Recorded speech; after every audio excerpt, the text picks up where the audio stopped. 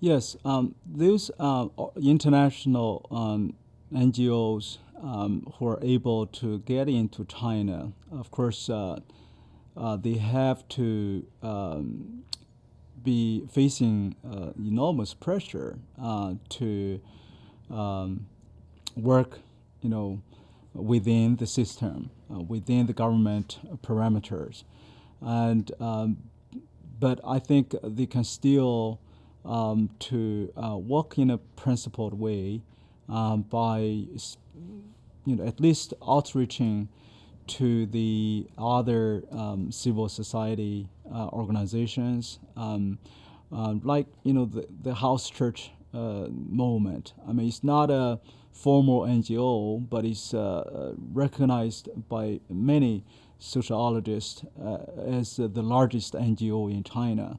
With 50 to 60 million members, and share the same faith, standing with the same principles, and seeking for fundamental freedom of religion in China.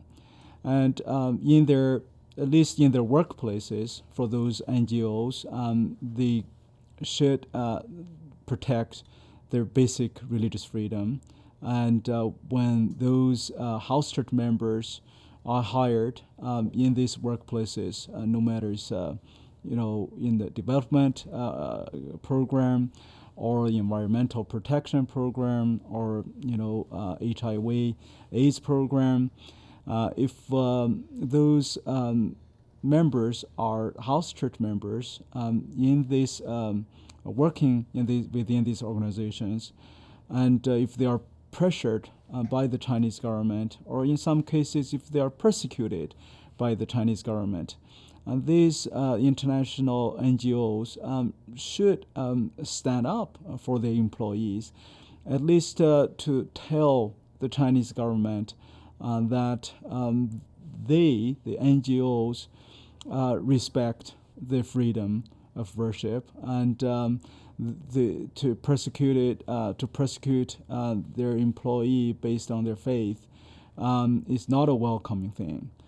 I think these kind of actions and can make a difference. And I honestly do not think enough actions have been taken by these international NGOs inside China.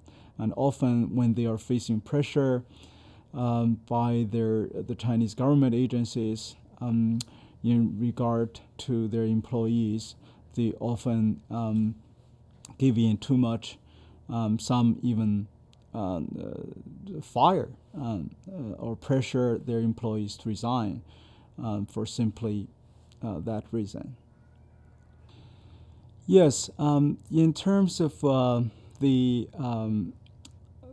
cooperation or the impact of the engagement of the international religious organizations, I would say yes, some organizations are actively promoting religious freedom in China by working and learning from these persecuted faithfuls.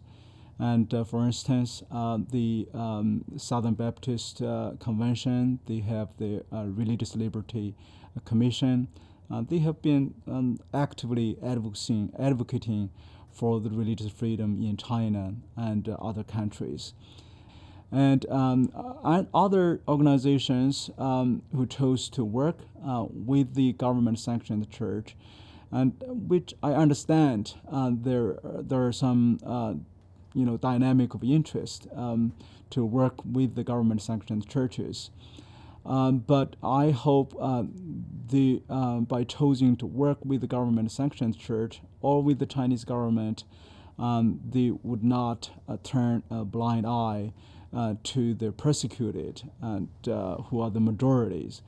And regrettably, some chose to really not only work with the Chinese government and the government-sanctioned churches, but also to speak with the same voice with the Chinese government propaganda. Unfortunately, those international organizations and even evangelical organizations chose to not only work with the Chinese government and its affiliated religious institutions, but also speak up with the same propaganda voice in the international arena.